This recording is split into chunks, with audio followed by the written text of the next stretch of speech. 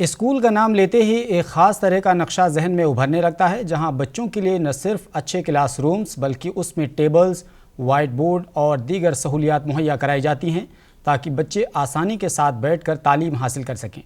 लेकिन आज हम आपको एक ऐसे सरकारी स्कूल की तस्वीर दिखा रहे हैं जिसकी हालत देखकर एक पल के लिए आप सोचने पर मजबूर हो जाएंगे कि भला इस इमारत को किस तरह स्कूल कहा जाए और बच्चे कैसे यहाँ तालीम हासिल करते होंगे। मामला यूपी के ज़िला सिद्धार्थनगर के भनवापुर ब्लॉक के मनकौरा गांव का है, जहां एक प्राइमरी सरकारी स्कूल है, लेकिन उसको देखकर न तो स्कूल का तस्वुर आता है और न ही यहाँ स्कूल जैसी सहूलियात दस्तयाब हैं।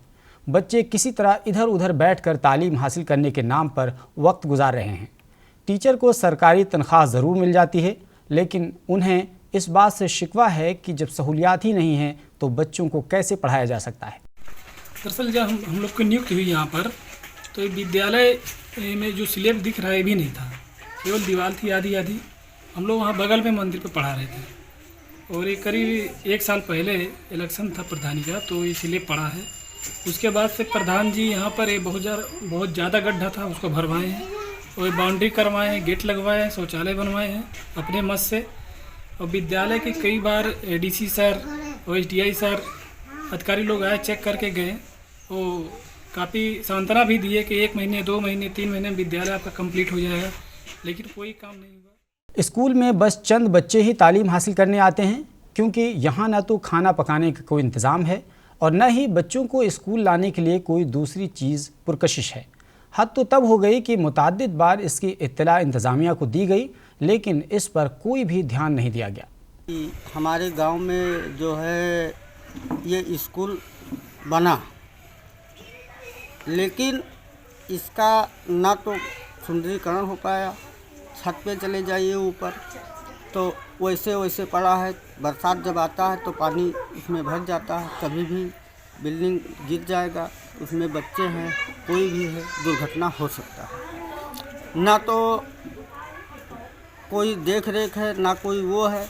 वहीं जब इस मामले पर हमारे नुमाइंदे ने बेसिक शिक्षा अधिकारी से बातचीत की तो उन्होंने बताया कि एक शख्स को स्कूल की तामीर का ठेका दिया गया था, लेकिन काम पूरा न करने के सबब उस पर जुर्माना आयद किया गया है।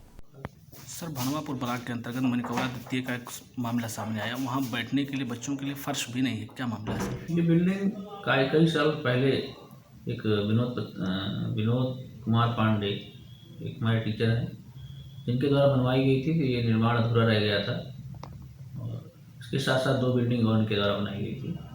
तो निर्माण कार्य पूर्ण न कराने का दोषी पाते हुए उनके ऊपर कार्रवाई की गई थी, उनका निलंबन किया गया और वर्तमान में इनके वेतन से 23,000 रुपये प्रति महीने की रिकवरी की जा रही है। रिकवरी लगभग 4.5 लाख तक एकत्र हो गई है और उस पैसे उसे हम लोग इस बिल्डिंग को पूरा कराएंगे। बहरहाल मामला ख्वाह कुछ भी हो, लेकिन स्कूल की तामीर और उनमें सहूलियात की फराहमी महकमे तालीम की जिम्मेदारी होती है। इसलिए अगर इस 21वीं सदी में भी ऐसी तस्वीर देखने को मिलती है तो इंतहाई अफसोसनाक बात है। ज़रूरत इस बात की है कि कसूरवारों के खिलाफ सख्त से सख्त कार्रवाई की जाए ताकि बच्चों के मुस्तकबिल को ख़राब होने से बचाया जा सके।